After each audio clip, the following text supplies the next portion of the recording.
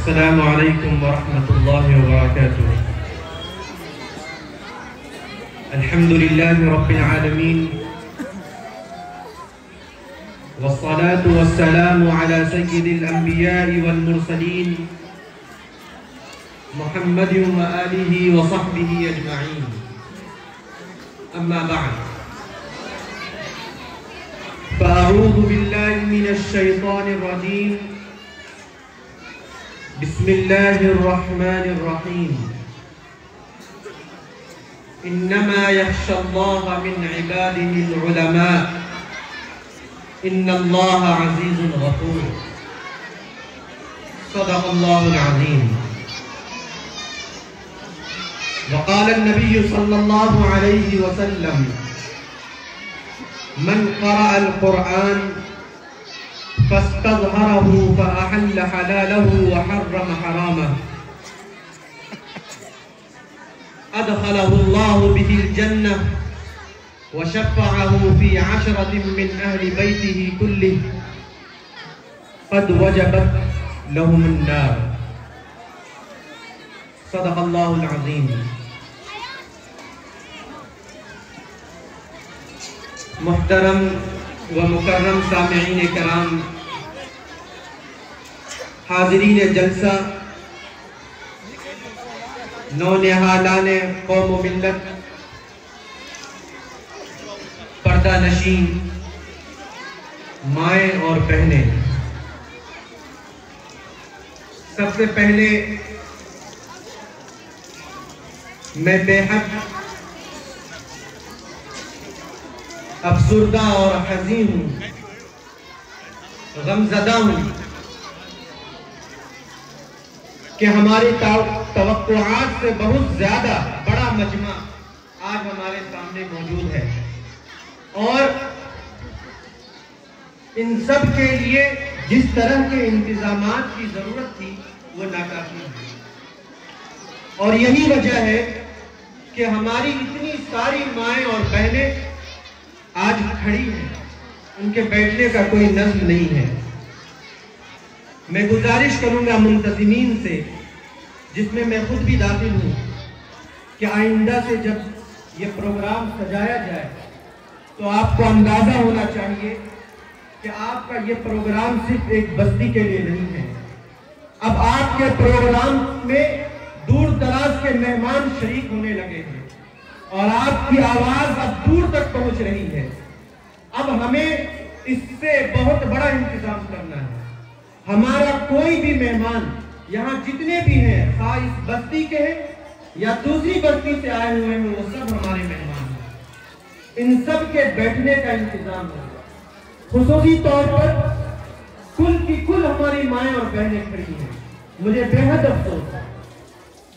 میں ان سے گزارش کروں گا کہ سامنے میں اوپر کی جو جگہ ہے وہ تقریباً اس طرف کا پورا حصہ خالی ہے۔ اگر آپ وہاں جگہ لے لیں تو آپ اطمینان سے بیٹھ کر ہمارے بعد جو علماء کرام اور مہمانان اعزام اور صدر محترم آپ سے خطاب کریں گے، آپ آسانی کے ساتھ اور سنجیدگی کے ساتھ، وقار کے ساتھ اور اطمینان کے ساتھ ان کی بات سن پائیں گے۔ اللہ رب العزت کا بے حد فضل و احسان ہے کہ اس نے آج اتنا بڑا محفل سجا دیا، اور اس محفل کے اندر بے شمار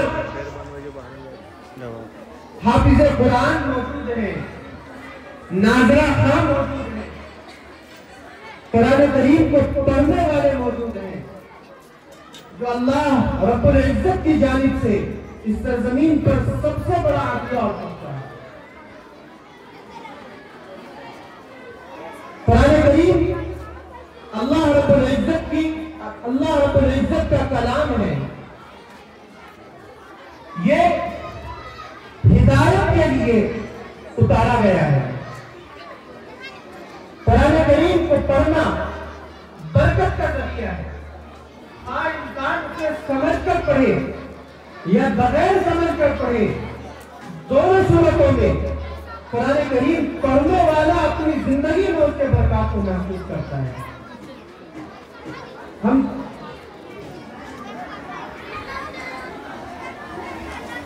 پردہ کے اس طرف پروجیکٹر لگا ہوا ہے.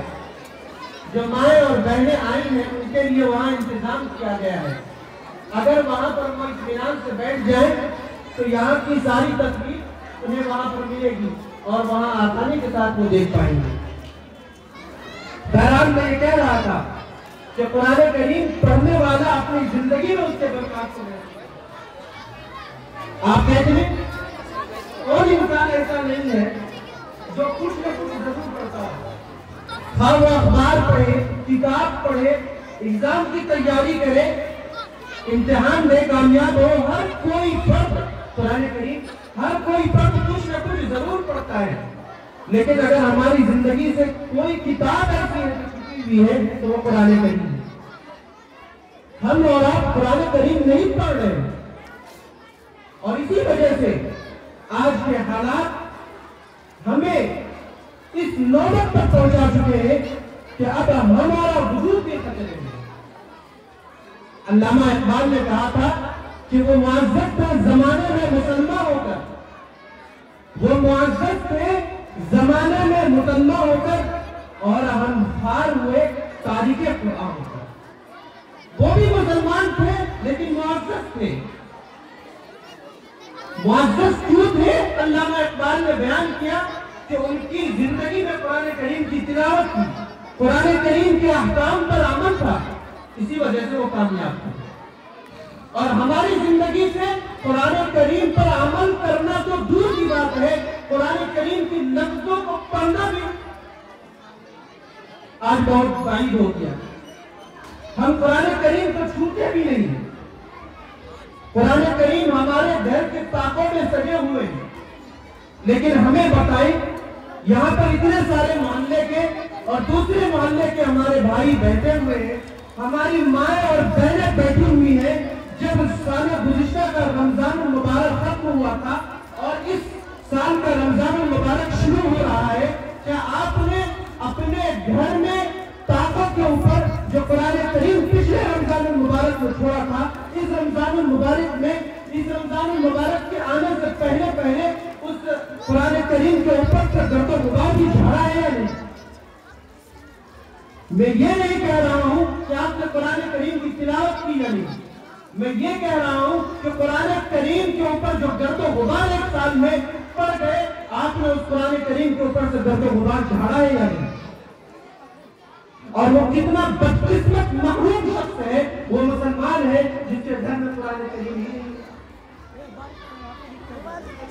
ہمیں قرآن کریم کی تلاوت کا معمول بنانا پڑے گا. یہ اللہ رب العزت کا کلام ہے, یہ کسی انسان کا کلام نہیں ہے. انسان کی خبروں کو ہم جاننے کے لیے ہوٹلوں پر جاتے ہیں, صبح اخبار پڑھتے ہیں, دوسرے سے نیوز معلوم کرتے ہیں, آج اس چینل نے کیا کہا معلوم کرتے ہیں. لیکن آپ کے دل میں کبھی یہ جذبہ پیدا ہوا کہ قرآن کریم کے اندر سورہ فاتحہ سب سے پہلی سورہ ہے, اس کا پیغام کیا ہے؟ کسی عالم کے پاس جا کر ہم پوچھیں کہ قرآن کریم میں اللہ نے کیا بیان کیا ہے, سورہ فاتحہ میں اللہ نے کیا بیان کیا ہے, سورہ بقرہ کے اندر اللہ نے کیا بیان کیا ہے. سورہ بقرہ تو بہت بڑی سورت ہے, قرآن کریم کی سب سے چھوٹی سورت سورۃ الکوثر کے اندر اللہ نے کیا بیان کیا ہے. آپ کے دل کے اندر کبھی جذبہ پیدا ہوا تو کیا آپ مسلمان ہیں؟ آپ کو اللہ سے عشق ہے, آپ کو رسول اللہ سے پیار ہے, کس منہ سے ہم پیار کا اور محبت کا اظہار کریں جب ہمیں قرآن کریم کی چھوٹی سی سورت اس کا تلفظ کی صحیح سے یاد نہیں اور اس کا مطلب بھی پتہ نہیں. یہ ہم عام لوگوں کی بات نہیں کر رہے ہیں, یہ ہم خواص کی بات کر رہے ہیں. عوام الناس کا وہ طبقہ جو مسجدوں میں آتا ہے, نماز پڑھتا ہے, اس کے الفاظ پر قرآن کریم کی چھوٹی سورت سے بھی صحیح نہیں. قل هو اللہ احد تو سب کو یاد ہوگا, اور قل اللہ احد کے اندر جو پیغام دیا گیا وہ سب جانتے ہیں کہ اللہ ایک ہے, اللہ بے نیاز ہے, اللہ کا کوئی وارث نہیں ہے، اس کی کوئی اولاد نہیں ہے، وہ کسی سے پیدا نہیں ہوا، یہ آپ سب جانتے ہیں. لیکن کیا آپ کو معلوم ہے کہ یہ جو مطلب میں نے بیان کیا اس کو قرآن کریم میں سورہ قل اللہ احد کے اندر بیان کیا گیا، یہ معلوم ہے آپ کو؟ قل اللہ احد کا کیا پیغام ہے وہ بھی معلوم ہے. آپ مطلب کو جانتے ہیں لیکن یہ بات قل اللہ احد میں بیان کی گئی آپ اس کو نہیں جانتے. آپ اور ہم سب کے سب پڑھتے ہیں قل اعوذ برب الفلق، قل اعوذ برب الناس، پڑھتے ہیں یا نہیں پڑھتے؟ جب آپ کے اوپر حرکات ہوتے ہیں، اثرات ہوتے ہیں، جنات اور بھوت سوار ہوتا ہے، تو پھر مولوی صاحب کے پاس آتے ہیں اور وہ کہتے ہیں کہ یہ 2 سورہ پڑھ لیا کرو، چاروں کو قل پڑھ کر سویا کرو.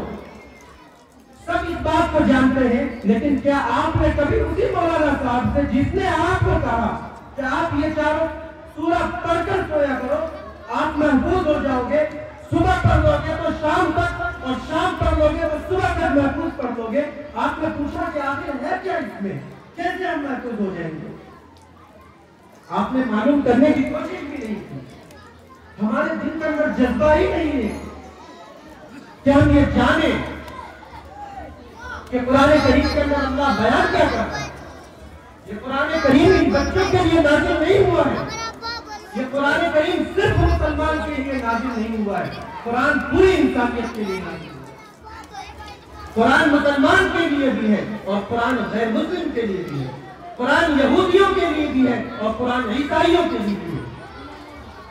یا ایھا الناس انی رسول اللہ الیکم جمیعا، رسول اللہ صلی اللہ علیہ وسلم نے فرمایا اے لوگوں میں تم سب کی طرف نبی بنا کر مبعوث کیا گیا ہے.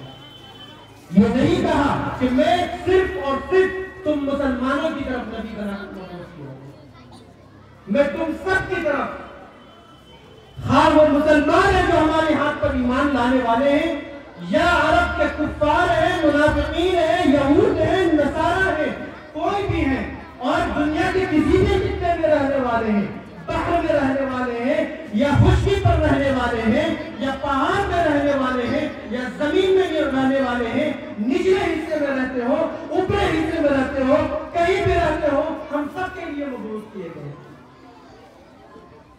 جب آپ سب کے لیے آئے ہیں تو آپ کے اوپر جو قرآن نازل ہوا وہ کوئی ایک قبیلے کے لیے، وہ کوئی ایک دھرم اور مذہب کے لیے، وہ کوئی ایک دین کو ماننے والوں کے لیے نہیں. قرآن کریم تو سب کے لیے نازل ہوا ہے، اور اللہ رب العزت نے خود قرآن کریم کے اندر صراحت کے ساتھ اس کو بیان کیا. تو اس کی ضرورت ہے کہ ہم اور آپ قرآن کریم کی تلاوت کا معمول بنائیں. دوسری بات یہ ہے کہ ابھی ہم نے آپ کے سامنے ایک حدیث تلاوت کی، من قرأ القرآن، اس کا تعلق بھی تلاوت قرآن سے ہی ہے اور ساتھ ساتھ تفہیم قرآن سے ہی ہے.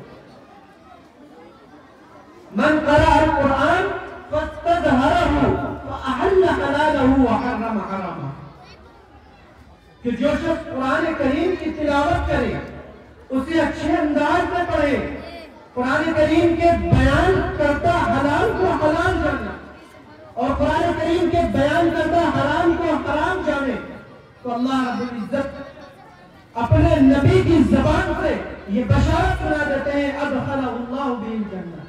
اللہ اس قرآن کریم کے حرام اور حلال کو جاننے اور اس پر عمل کرنے کی برکت کی وجہ سے ایسے شخص کو جنت میں داخلہ عطا فرمائے.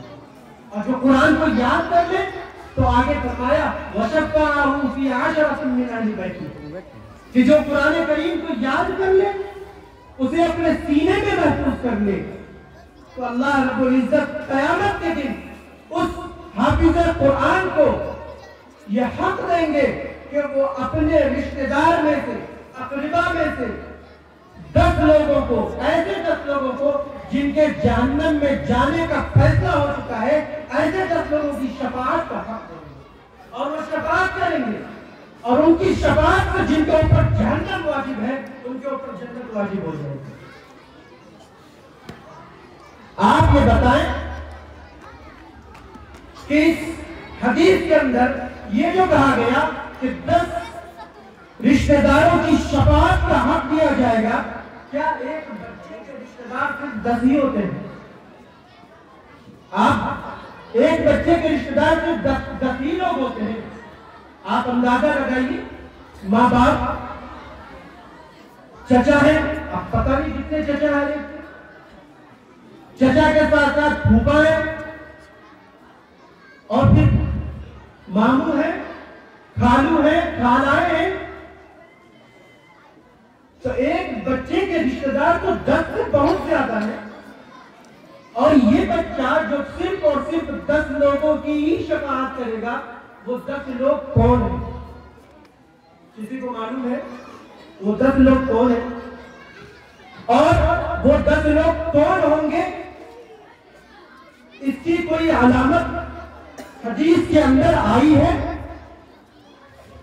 کہ وہ فلاں 10 لوگ ہوں گے، یا وراثت میں جو لوگ مستحق ہوتے ہیں وہی لوگ ہوں گے؟ ایسا حدیث میں کوئی تذکرہ میری نظر سے نہیں گزرا۔ ہو سکتا ہے علماء کرام یہاں پر موجود ہیں وہ جانتے ہوں کہ وہ 10 لوگ کون ہیں۔ حضرت صدر محترم تشریف رکھتے ہیں ایک بڑے مدرسے کے، جو ہندوستان میں رقبے کے اعتبار سے سب سے بڑا مدرسہ ہے، جہاں 200 500 1000 بچے نہیں 12000 بچے پڑھتے ہیں۔ اس مدرسے میں حدیث کے استاد ہیں۔ اگر میں صحیح ہوں تو مجھے بتائیں گے بعد میں کہ شاید اس کی کئی حدیث میں علامت بھی بیان کی گئی، کوئی معیار بیان کیا گیا ہو کہ وہ 10 لوگ کون ہوتے ہیں رشتہ دار میں، کہ ماں باپ کے بعد کن کا نمبر ہے؟ خالہ ہے یا خالو ہے، ماما ہے یا ممی ہے، یا پھوپھا ہے یا پھوپھی ہے، چچا ہے چاچی ہے، کون ہے؟ وہ کون 10 لوگ ہیں ماں باپ کے بعد؟ اب آپ بتائیے کہ اگر آپ کا بچہ حافظ نہیں ہے لیکن آپ کے رشتہ دار میں کوئی بچہ ایسا ہے جو حافظ قرآن ہے، تو آپ کے دل میں یہ ارمان ہوتا ہے کہ یہ بچہ آخرت میں میری بھی شفاعت کرے گا، اس لیے کہ میرے رشتہ دار کا ہے، اور 10 لوگوں کی 10 رشتہ داروں کی شفاعت کا اسے حق دیا جائے گا، تو آپ کے دل میں تو یہ خیال پیدا ہوتا ہوگا کہ یہ بچہ میری بھی شفاعت کرے گا۔ ہوتا ہے یا نہیں ہوتا؟ بتائیں بھائی، ہوتا ہے یا نہیں ہوتا؟ آپ کے دل میں یہ خواہش پیدا ہوتی ہے؟ جن کا بچہ حافظ نہیں ہے، کیا ان کے دل میں خواہش پیدا ہوتی ہے کہ بچہ آخرت میں مجھے میری بھی شفاعت کرے گا؟ یا آپ کو ایسا لگتا ہے کہ میرے لیے تو جہنم ہے ہی نہیں، میرا جنت تو جانا فکس ہے اور جنت مجھ پر واجب ہے؟ اور یہ جو حدیث میں کہا گیا کہ 10 ایسے لوگوں کی شفاعت اقربا اور رشتہ داروں میں سے جن پر جہنم واجب ہوگی، اس میں تو ہم آتے ہی نہیں ہیں، ایسا سوچتے ہیں؟ نہیں، کسی کو پتا نہیں کہ کل کیا ہوگا۔ جو آپ کے سامنے بیٹھا ہوا ہے اور بول رہا ہے، ایسا لگتا ہے کہ سب سے زیادہ اس مجلس کا گنہگار وہی ہے، اور مجھے یہ معلوم نہیں کہ میں نے قرآن کریم اگر اپنے سینے میں جمع کیا ہے اور میں نے حدیث مبارک پڑھی ہے اور میں نے مسائل پڑھے ہیں اور مسائل میں نے سیکھے ہیں، اس کے باوجود مجھے نہیں معلوم کہ اللہ رب العزت میری مغفرت کریں گے یا نہیں۔ میں ڈرتا ہوں اللہ۔ تو کیا آپ کو ایسا لگتا ہے کہ آپ ان لوگوں میں ہے ہی نہیں جن پہ جہنم کے بارے میں کہا گیا ہے رشتہ داروں میں؟ تو جب کوئی علامت متعین نہیں کہ رشتہ داروں میں وہ کون 10 لوگ ہوں گے، اور آپ کی یہ ارمان اور خواہش بھی ہے کہ میرے رشتہ دار میں جو فلاں بچہ حافظ قرآن بنا ہے وہ بھی میری کل آخرت میں سفارش کر دے اور میری بھی کل آخرت میں شفاعت کر دے، تو آپ کس بنیاد پر یہ حق سمجھتے ہیں کہ یہ بچہ کل ہماری آخرت میں سفارش کرے گا یا شفاعت کرے گا؟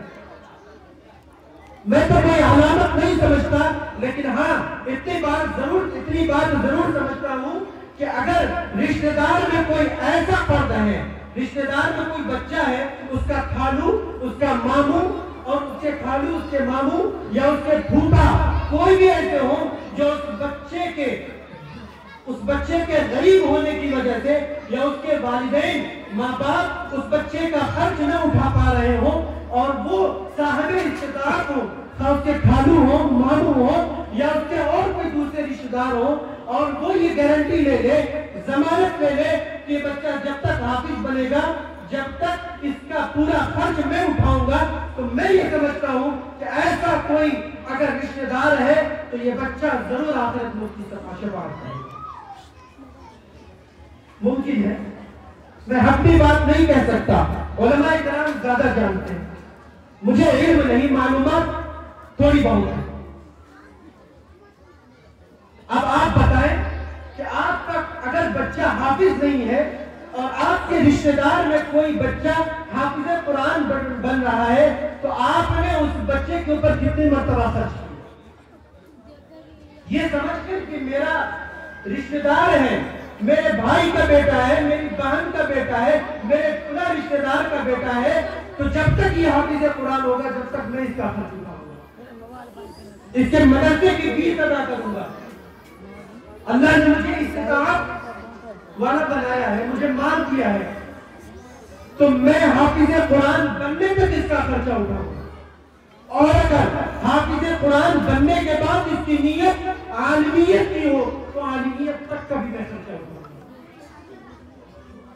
تو آپ یہ بتائیں، وہ شخص جس کے پاس بیٹا تو ہے لیکن وہ اپنے بیٹے کو حافظ قرآن نہیں بنا سکا، اگر وہ اپنے رشتہ دار میں سے کسی بچے کی قرآن کریم کی حفظ کرنے کے زمانے تک یا عالمیت کی زمانے تک کی خرچ اٹھا لیتا ہے، کیا وہ شخص کی شفاعت نہیں ہوگی؟ کیا وہ بیٹا اس کا نہیں ہے؟ آخرت میں وہ اس شخص کا حق، اپنے رشتہ دار کا حق نہیں پکڑے گا؟ اے اللہ، اس نے حافظ قرآن بننے تک میرا خرچ اٹھایا ہے، آپ اس کی مغفرت کیجئے، آپ نے مجھے شفاعت کا حق دیا ہے، میں اس حق کا استعمال کرتا ہوں، میں ان کا ہاتھ پکڑ کے جنت میں لے جاؤں۔ اس لیے اگر آپ اپنے بچے کو حافظ نہیں بنا سکے تب بھی آپ کے پاس موقع ہے، آپ اپنے پوتوں میں سے کسی کو حافظ قرآن بنا دے۔ آخر آپ اپنے بچے کو حافظ قرآن کیوں نہیں بناتے؟ آپ کو یہی ڈر ہوتا ہے نا کہ اگر حافظ قرآن بنا دیں گے یا مدرسے میں پڑھا دیں گے کہ بچہ ہماری بھی پرورش کر پائے گا یا نہیں، بڑھاپے میں ہمارا سہارا بنے گا یا نہیں، یہی ڈر ہوتا ہے۔ یہ بچہ اپنا تو گزارا کر ہی نہیں پائے گا، ہمارا کہاں سے گزارا کرے گا؟ اگر آج کسی حافظ قرآن کی جو کسی مسجد میں امامت کر رہا ہو، اگر مسجد کے ذمہ دار، اس مسجد ہر جگہ کے ذمہ دار اگر اس بچے کے حفظ امامت کی وجہ سے اس کی تنخواہ 50,000 فکس کر دے اور سارے لوگ ایسا کرنے لگے تو مجھے بتائیے کہ کیا ماحول چینج نہیں ہو جائے گا؟ اب لوگ خود ہی حافظ قرآن بنانے لگے۔ معلوم یہ ہوا کہ صرف اور صرف یہی پریشانی ہے کہ آپ کو ایسا لگتا ہے کہ ہمارا بچہ بڑے ہو کر اپنا بھی خرچہ برداشت نہیں کر پائے گا، چہ جائے کہ ہماری بیماری پر خرچ ہوتا ہے، ہمارا علاج کرائے، بڑھاپے میں ہمارا سہارا نہیں بنے گا۔ تو مجھے آپ بتائیں کہ آپ کی سوچ کتنی محدود ہے۔ آپ یہ سمجھتے ہوں گے کہ آپ کی سوچ لامحدود ہے، آپ کی سوچ کی کوئی انتہا نہیں، آپ بہت بڑے مفکر ہیں، مدبر ہیں، اس سوچ کی کوئی حیثیت نہیں، آپ کی سوچ تو دنیا تک محدود ہے اور دنیا تو 60 سال دور ہے۔ آپ نے اس دنیا کے لیے سوچا ہی نہیں جہاں آپ کو ہمیشہ ہمیشہ رہنا ہے، آپ نے سوچا ہی نہیں کہ اس دنیا میں جانے کے بعد ہمارا کوئی سفارش کرے گا، اور یہ بچہ اگر جس کو ہم حافظ قرآن بنا دیں گے، دنیا میں اگر خرچ نہیں بھی اٹھا پایا تو آخرت کو ہماری بنا دے گا، جنت کا مستحق ہمیں بنا دے گا۔ دنیا کا آپ کا کمانے والا بیٹا زیادہ سے زیادہ آپ کو 10 کٹھا زمین خرید کر دے گا، لیکن اگر ایک بچے کو آپ نے حافظ قرآن بنا دیا، اس دنیا سے 10 بڑی دنیا، اس دنیا سے 10 گنی بڑی دنیا عطا کرے گا، جنت کی شکل میں، کسی چیز کی محتاج نہیں ہے کہ جنت میں۔ آپ کس خیال میں پڑے ہوئے کہ ہمارا بچہ اگر حافظ قرآن بن جائے گا، مدرسے میں پڑھ لے گا تو کیا کمائے گا؟ ارے آپ کی سوچ اتنی چھوٹی ہے، آپ مسلمان ہیں، اپنی سوچ بڑی کیجیے۔ دنیا کے بارے میں تو کفار سوچتے ہیں، دنیا کے بارے میں وہ سوچتے ہیں جن کو آخرت کے بارے میں کچھ پتا نہیں، جن کو پتا ہی نہیں کہ آخرت کیا ہے، جن کو یہ پتا ہے کہ میری موت ہوگی، ہمیں جلا دیا جائے گا، راکھ بنا کر ختم کر دیا جائے گا، ہم سے کوئی حساب و کتاب نہیں ہے۔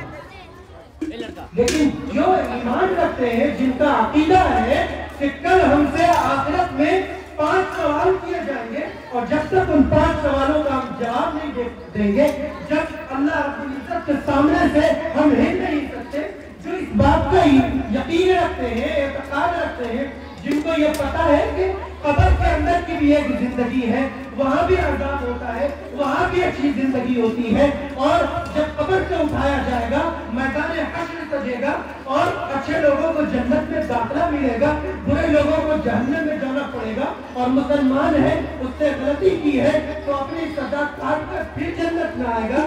جو اس بات کا یقین و اعتقاد رکھتا ہے، اس کی سوچ اتنی چھوٹی اور گھٹیا ہے، وہ یہ صرف اور صرف دنیا کے لیے سوچتا ہے۔ ارے آپ کا بیٹا اگر حافظ قرآن نہیں ہے تو یاد رکھیے، آپ کے مرنے کے بعد 3 دن 10 لوگوں کو بلا کر قرآن پڑھا دے گا، لیکن اس کے بعد پھر کبھی یاد بھی نہیں کرے گا، اور زیادہ سے زیادہ اگر ہوگا تو پھر شعبان کے مہینے میں لوگوں کے دیکھا دیکھی، اپنے شوق پر نہیں، لوگوں کے دیکھا دیکھی اس ایک دن قرآن خوانی رکھے گا، 10 بچوں کو بلائے گا، اور خود ایک لفظ بھی نہیں پڑھے گا۔ آپ ایسے بیٹے چھوڑنا چاہتے ہیں کہ جو آپ کے لیے قرآن کریم کا ایک آیت کی صحیح طریقے سے نہ پڑھ سکتے؟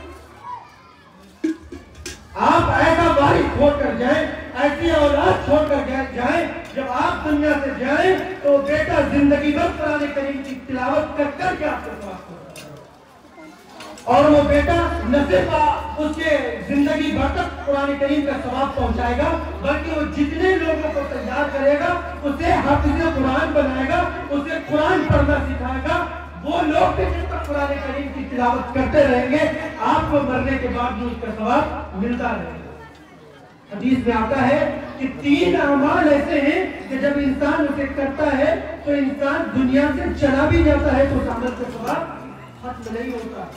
اس میں ایک اولاد صالح بھی ہے کہ اگر آپ صالح اولاد دنیا کے اندر چھوڑ کر جاتے ہیں، اب صالح سے ہم یہ نہیں کہتے کہ مراد صرف حافظ اور عالم ہی ہے، صالح سے وہ سب مراد ہیں جن کے اخلاق اچھے ہیں، جن کے کردار اچھے ہیں، جن کا اعمال اچھا ہے، جو نماز کے، زکوٰۃ کے اور صلاۃ کے، صوم کے پابند ہیں، وہ سب صالح کے اندر آتے ہیں۔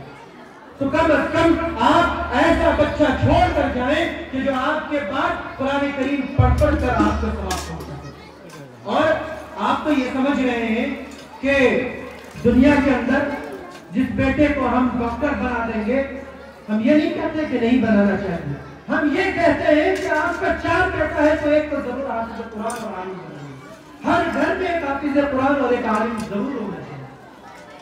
4 میں سے صرف ایک، 3 میں سے صرف ایک، 2 ہے تو ایک تو ضرور بنائیے۔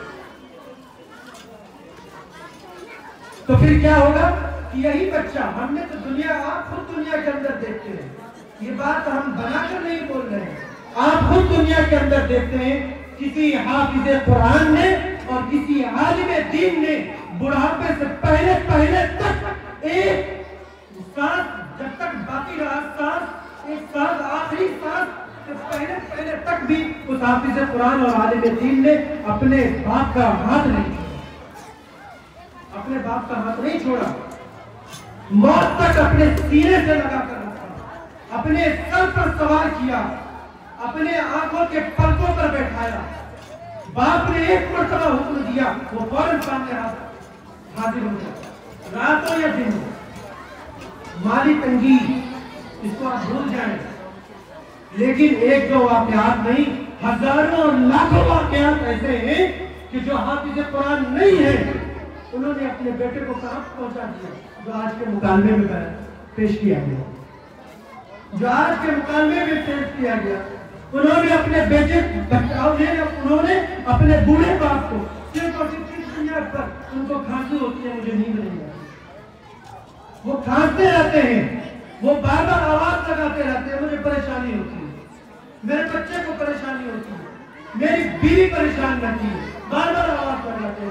چلو ان کو سرکار نے بہت سارے ایسے اولڈ ہوم بنا رکھے ہیں، ہم وہیں جا کر اپنے ماں باپ کا اندراج کروا دیتے ہیں، وہ وہاں رہیں گے آرام سے اور ہم لوگ یہاں آرام سے رہیں گے۔ کیا یہ بنی بنائی کی بات؟ کیا یہ حقیقت نہیں ہے؟ آپ نے دیکھا کسی عالم دین کو، حافظ قرآن کو، وہ اپنے باپ کو چھوڑ دیتا ہو؟ لیکن آپ نے دیکھا کہ لاکھوں کی تعداد میں ایسے لوگ ہیں جو حافظ قرآن اور عالم دین نہیں ہے، وہ اپنے بچے کو چھوڑ دیتے ہیں، وہ اپنے ماں باپ کو، بوڑھے ماں باپ کو چھوڑ دیتے ہیں دوسروں کے سہارے پر، دوسروں کے رحم و کرم پر۔ اس لیے ضرورت ہے یہ قرآن کریم کی تعلیم کا، اس کی تلاوت کا۔ اصل ہے کہ جو بچہ قرآن کریم پڑھ لیتا ہے وہ اپنی ماں باپ کی عزت پوری زندگی کرتا ہے، اور ماں باپ جب دنیا سے گزر جاتے ہیں تو قرآن کریم کی تلاوت کر کے، صدقات کر کے ثواب پہنچاتا رہتا ہے۔ اللہ رب العزت ہمیں کہنے سے زیادہ ہمیں توفیق عطا فرمائے۔ وآخر دعوانا الحمدللہ رب العالمین۔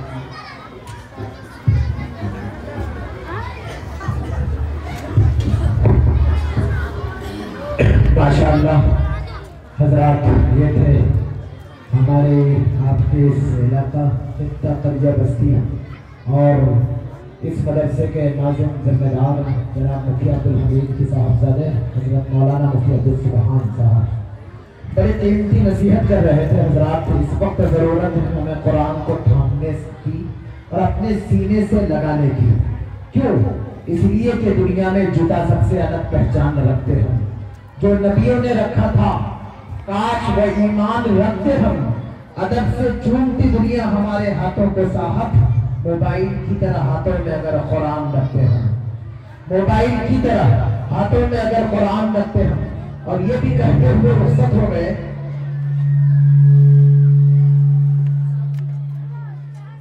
یہ بھی کہتے ہوئے رخصت ہو گئے کہ دنیا میں جدا سب سے جو سب سے ضروری ہے مسلمان نہیں پڑھتے، ایمان کے صحیفے کو نگہبان نہیں پڑھتے۔